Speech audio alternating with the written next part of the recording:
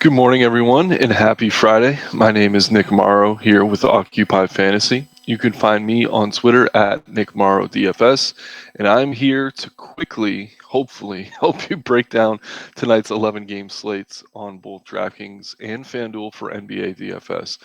If you're not already a member at Occupy Fantasy, I highly encourage you to join us. You get access to our model, our projections, lineup builder, as well as a Discord community of DFS pros and longtime members that'll help you work on your lineups and work on your contest selection and overall just make you a better DFS player. If you haven't already, please click like and subscribe on the video. That certainly helps us climb these YouTube algorithms so we can provide you with more of this free DFS content for all sports.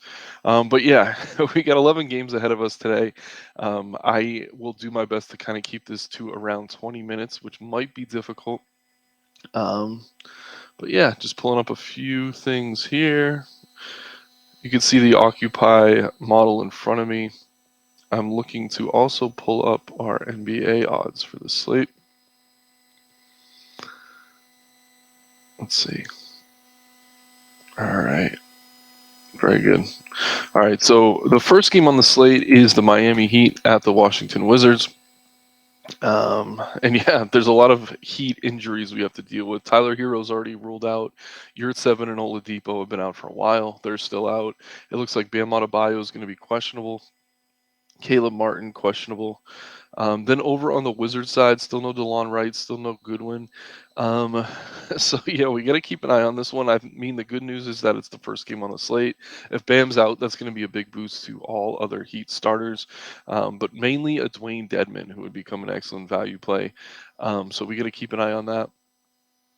As it stands, I do think Bam will be back, but we can't be 100% certain. But yeah, Denny Avida's had a lot of really good games for value for Washington. Bradley Beal looked great last time out, coming off the injury. The tricky thing with Miami was Jimmy Butler seemed like one of the better plays on the slate last time out. He's now sub 9K on DraftKings. I think we're looking at a similar price over on FanDuel, 9,200.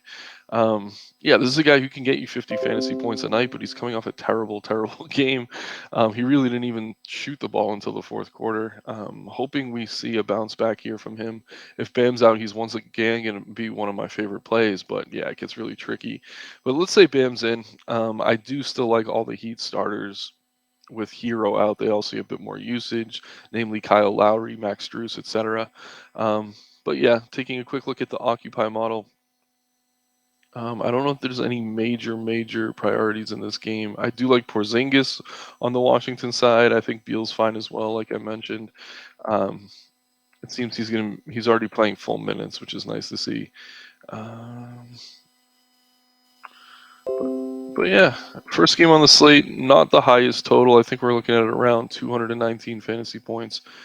So maybe not a spot you have to force if you want to just wait for more news to break. But at the same time, like I said, if Bam's out, Dwayne Dedman's going to be one of the better plays on the slate. And we're already looking at decent value in guys like Denny Avila. Max Strus is okay. His price continues to climb, but he has been productive. Um, but yeah, that's really it there. Or just a quick shout out, Gabe Vincent too. He's been hitting value consistently, regardless of who's in the lineup. So as more of these guys get ruled out, I do like Gabe Vincent a bit as a value play. So let's move right along. We have the Charlotte Hornets at the Cleveland Cavaliers. And unfortunately, we saw LaMelo Ball go down last time out with an ankle injury. He actually tripped on a fan, which is brutal to see. Um, Taking a quick look at the injury reports. If you guys see me looking between the two screens, it's because I have two monitors up. Especially on a 10-game slate like this, there's a lot of information to process, and I'm trying to do it as quickly as possible. But we have LaMelo Ball out, Gordon Hayward out, and Dennis Smith Jr. all out for the Hornets. They're also without Cody Martin, Mark Williams. So yeah, things are pretty thin for Charlotte here. We're seeing Kelly Oubre popping towards the top of our model. Terry Rozier obviously looks excellent. He's sub 8K on both sides. He's really the only productive guard that they have in that backcourt right now. Maybe we see James Bouknight move into the starting lineup. He's cheap enough, especially on DK, to consider as a punt. Really not someone you can trust or rush to, but he's going to be maybe in play here. Cleveland's defense is actually pretty strong, and if we're looking at the game total here, yeah, 220 points, kind of middle of the road. So maybe not the worst game, maybe not the best game. Over on the Cleveland side, they are a bit healthier. It looks like they may get Jared Allen back tonight. He's been out. In his absence, we've seen some really strong games out of Evan Mobley. Regardless, I do like Donovan Mitchell, Darius Garland. All these starters are fine GPP plays. But yeah, I think they're all kind of priced where they should be. So I'm really not rushing to get there. It's more so the Charlotte side. I really do like Terry Rozier here. I really do like Kelly Oubre, even though he can be scoring dependent. So decent game environment there. We got to keep moving quick. So we'll go right into the next one. We got Milwaukee at Philadelphia. And what I'm doing here is I'm using our model. I'm selecting the two teams as we go game by game. And this kind of gives me the ability to see just the plays from that game that we're talking about. But yeah, this is an incredibly useful tool. Um, we sort by OF index here. That really just weighs the upside of plays kind of combined with price with more of an emphasis on the upside. Then we can sort by DK value, FanDuel value, even Yahoo value for those of you who play on Yahoo. So just an excellent tool overall. Let's take a look at the injury report, which I am looking at on my other monitor here. Um, but yeah, still no Chris Middleton. He should be back soon. Grayson Allen's day to day. No Drew Holiday. Wesley Matthews, Pat Connaughton, Joe Ingles is yet to play a game for the Bucks this year. So I mean, if we're sorting by value, just starting with the Milwaukee side, Brook Lopez coming off a massive game looks good again. Whenever you see a big pay up like this, as we do with Giannis popping towards the top of the value model, that usually means they're one of the better plays on the slate. We actually still have Drew in as we do Grayson Allen, so we'll have to keep an eye on the news there. But if they're both ruled out, then we can go back to a guy like Javon Carter. His price is up; he's pushing 6K, but he has been super productive, so I don't mind him. And then yeah, it's kind of tough to find value in that backcourt other than Carter. I mean, Beauchamp starting, getting minutes at the wing, but I really don't trust him. Um, yeah, it's kind of Carter or bust, unfortunately. I think George Hill, he's technically in play at 3,600. It's just not a guy who usually produces for fantasy. So maybe if he starts, you could use him as a punt. Probably not somewhere I'd be going. Um, but yeah, keep an eye on that news, the Drew news in particular. Giannis is going to be one of the better plays on the slate regardless. But if we do get Drew out, then Javon Carter looks pretty solid as well. Don't mind Brook Lopez. Don't mind Bobby Portis. Then over on the Philadelphia side, just quickly, still no James Harden. Furkan Korkmaz is out as well. So we can look to Tyrese Maxey. We can look to Melton. Melton, the first few games with Harden out was awesome. He's kind of come back down to earth, so really not a priority for me. The priority in this game, obviously, from the Philadelphia side is going to be Joel Embiid. Tough matchup against Giannis, but we have seen him put up decent games in the past.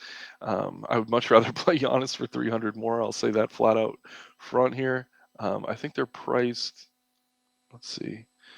Yeah, Giannis is 12.6 on DK, so there's a bit more of a discount on Embiid. I still like Giannis a lot more than I like Embiid tonight, but with Harden out, I mean the usage is there. We saw him go for that 100-point game the other day, so don't let me completely talk you off him. He's certainly viable in tournaments. It's just a difficult matchup.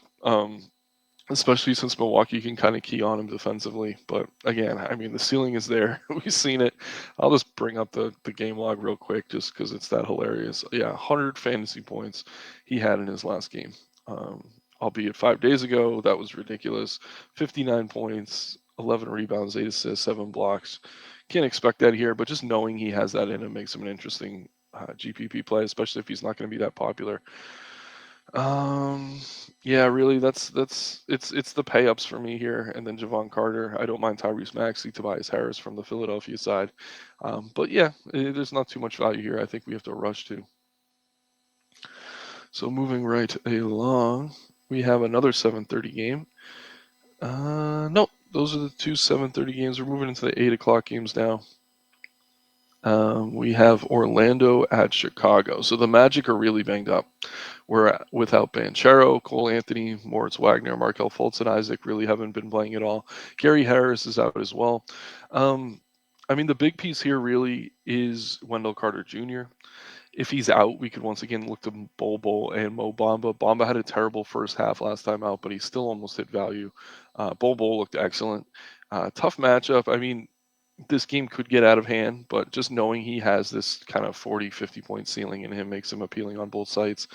Franz Wagner's been a bit of a letdown. His price is coming down though on both sides, so maybe we can start to look there again. Not someone I'm really rushing to get to. Um, but yeah, I mean, Bol, and either way, even if Carter's in, I do think Jalen Suggs has some appeal. Um, but yeah, keep an eye on that starting lineup. Keep an eye on Wendell Carter Jr. Then over on the Chicago side, we are looking at, let's see, Patrick Williams left the game with an injury. Kobe White's out. I guess he's on the trade block, so I think they're just being careful with him.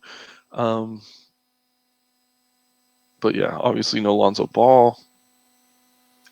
Chicago. Yeah, so DeRozan's price continues to fall, which is good. I mean, whenever Levine's out, he's someone we're going to be rushing to, but he really is inconsistent with Levine in the lineup. I don't mind Levine. I don't mind Vooch. Neither are really priorities for me.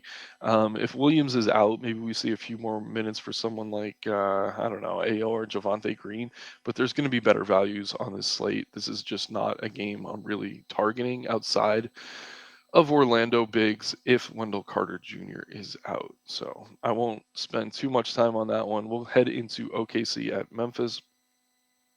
Memphis is going to be without Desmond Bain for a few weeks, which is unfortunate. He's been outstanding for them this year. And then over on the OKC side, no Baisley, no Trey Man.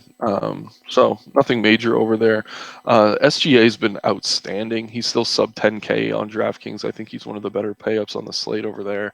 At 10.8 on FanDuel, he's certainly tougher to get to, but I mean, the ceiling is there for him. I do like Josh Giddey, kind of a scoring dependent guard, but he has been consistently hitting value. John Morant's always fine as a play. With Bain out, we're seeing the biggest bumps to guys like Dylan Brooks, John Conchar. Their prices are up though, so I'm really not rushing to get to either of them here. And let's see. Yeah, I mean that's really it. I do like Dylan Brooks a lot on FanDuel. 5K is too cheap for him in this role. Contra 4,500 as well. So while these guys were priced up on DK, it looks like FanDuel was a bit slow to adjust with the Bay news. So yeah, maybe some Memphis value over on FanDuel, and then obviously you can play SGA or John Morant anywhere. They're outstanding, really high ceilings, but not necessarily priorities for me on this slate. Let's see how they're popping in the model. And I'm not even sorting by team right now, but we see Jaws up there. SGA is pretty high up. But yeah, SGA on DK, I kind of think he's a priority where he is sub 10K. So I do like that one a lot. I guess we would have to just keep an eye on maybe there's some potential blowout risk here. I don't think there is personally. I think this game should stay relatively close. 6 point spread. Yeah, not bad at all. 231 point total. That's the highest we've discussed so far on the slate. Which segues into a nice 236 point total in our next game. We have the Indiana Pacers at the Houston Rockets. So quickly talking through this, the Pacers. Duarte's out. That's really it. And then Kevin Porter Jr. is day to day for the Rockets. If he's out, yeah, that would be big. We would have to look to Jalen Green as one of the better guard plays on the slate. If Porter's in, I still like Green. I like Porter as well. They're both just kind of fine plays. Tyrese Halliburton's always solid. Miles Turner looks good on both sides. A little bit inconsistent, but a very, very high ceiling, which is what we're looking for in GPPs in higher risk contests. So I do like him. I think Buddy Hield's fine. Really not someone I'm rushing to get to. And then Alperen Sengun, I like on both sites as kind of a mid-range center. I imagine there's going to be a ton of quality center plays on the slate, so we don't necessarily need to prioritize him, but someone to consider. Um, so yeah, the usual suspects from that game. I think all the starters look decent. We're just getting a very high total there. So kind of depending on site, wherever you're seeing the better price for some of these guys. Eric Gordon's kind of popping for value, super scoring dependent, not someone I'm usually rushing to get to. If Nemhard starts, I don't imagine he does actually, but if he does, he's an okay value play from Indiana. But really, I mean, we're prioritizing kind of Halliburton. Um, and then Jalen Green if Kevin Porter's out. And I do like Sengun at center. I almost always do. I don't know, very high fantasy point per minute rate. So that alone makes him appealing. Then perhaps the biggest news on this slate, Nikola Jokic moving into the next game where you got the Denver Nuggets at the Dallas Mavericks, and Nikola Jokic is out with COVID-19. So we're also looking at a day-to-day Aaron Gordon. Ish Smith's out. Jamal Murray is out as well. So, man, there is a lot of value probably coming from this Denver team. I'm going to sort by Denver DK value first. So we see Bones Heinlein popping towards the top. DeAndre Jordan, if he starts at center again, he's fine. Really tough to trust him. He's never in the closing lineup, so not someone I'm clamoring to play even at this discounted price. I like Jeff Green as a value play. Really, anyone who starts for um, the Nuggets is going to be appealing here. So we get to look at guys like Michael Porter, who had a terrible, terrible game. I really like Bruce Brown. He came off the bench and still hit value. If he starts, he's going to look excellent. Caldwell Pope. And if Aaron Gordon's in, he might be my favorite of these Denver plays. Another guy to keep an eye on is Zeke Naji. Really, really talented, young, big. Mike Malone hates giving his young guys minutes, though, so that's extremely frustrating. But yeah, I think you're going to be starting your lineups with some of these Denver value tonight. Personally, I think Bones Highland's probably going to be a priority on both sites. Just looking now where he's priced 5,800 on FanDuel, super reasonable. I love that. And then on the Dallas side, I don't think we're really looking at much injury news. We have Maxi Kleber already ruled out JaVale McGee, so there should be some space in that front court for Christian Wood to continue to see more minutes. If he starts, I think that's better for him. But he did show us a ceiling game last time out, hitting 30 minutes for the first time in the season. So I do like him a lot as a run back. Excuse me. But really, these Denver guys all look awesome. We're going to keep an eye on the news there. But whoever's in the starting lineup is going to be viable. And kind of depending on price, you got to pick and choose your spots. But yeah, Denver is kind of the key to this slate in unlocking some of the other pay ups from other games. So definitely keep an eye on this one. And yeah, like I said, DeAndre Jordan, the lower his ownership is, the more I'll maybe go there. I can see mixing him in. But KCP, Michael Porter, Aaron Gordon, and namely Bones Highland, Bruce Brown, they look excellent here. And yeah, Bruce Brown, 28 fantasy points in only 21 minutes. So if he's going to get over 30 here with Murray out, I do think he's going to be one of the better value plays on the slate. And yeah, Luka's Luka. Always feel free to play Luka. Another slate where if you can afford him, I think you do. Might be tough though. So we did skip over this 1-8-30 game. We have Boston at the New Orleans Pelicans. Marcus Smart's day to day. Brogdon's out. Gallinari is out, as is Robert Williams. So let's say that Smart's out again. That would make Derek White one of the better guard values on the slate. 5,700. FanDuel raised his price. Imagine he's up on DK as well. 5,400. Still not bad. I mean, if he's running this offense, that means we need Marcus Smart out. Then he's a good shot to hit 6, 7, 8x value, 30, 40 fantasy point type play in a pace up environment against New Orleans. So I do like me some Derek White. Jason Tatum's having an excellent season, as is Jaylen Brown. They're both going to be in play. Maybe not priorities on this particular slate. There are a lot of quality pay-ups, namely Giannis, Luka, etc. But if you're having trouble fitting those guys, then Tatum's usually a nice step down. Um, but yeah, it's really Derek White for me. And I mean, even if Smart's in and White starts, I do think he's still a decent play. Al Horford's a bit too cheap for his upside, so I really like the Boston side a lot here. Let's see what else we have for New Orleans. Yeah, really Zion's day to day. If Zion's out, then we're going to look to Brandon Ingram. We're going to look to CJ McCollum, and then whoever starts at the 3. Trey Murphy's looked really good for them. I think he's probably my favorite of those wing plays. But guys like Najee Marshall and Herbert Jones are both technically viable. Larry Nance, if he starts, is fine. He's kind of the backup for Joval, though. So if you like Joval, don't play Nance and vice versa. But they're both decent GPP plays. Low floors, very high ceilings, especially Nance, where he is value if Zion is out. So moving into the 9 o'clock game, we have the Suns at the Jazz. Jazz certainly over performing to expectation this season. Um, Suns still no Chris Paul, still no Cam Johnson, Jay Crowder. Cam Johnson's going to be out for maybe the whole season, but the big thing here is Chris Paul. Um, FanDuel has him listed as questionable. I'm looking at one injury report that has him out right now. If he's out, Campaign and Devin Booker become two of the better guard plays on the slate. So keep an eye on that. Ayton's been fine. And then the wings for Phoenix really aren't that exciting to play, but guys like Bridges and Craig go overlooked, so they're okay as kind of a last man in. On the Utah side, Rudy Gay is the only guy on the injury report. So, I mean, you could play any of these Utah starters. Really, no one I think we have to prioritize. Let me sort by index.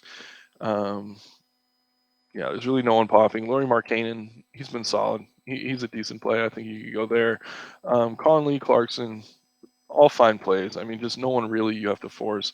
But yeah, on the Phoenix side, if Paul is out again, I do think we want to look to Booker. I've been surprised how low Booker's ownership's been with Chris Paul sideline. He's been putting up 50 fantasy point games consistently.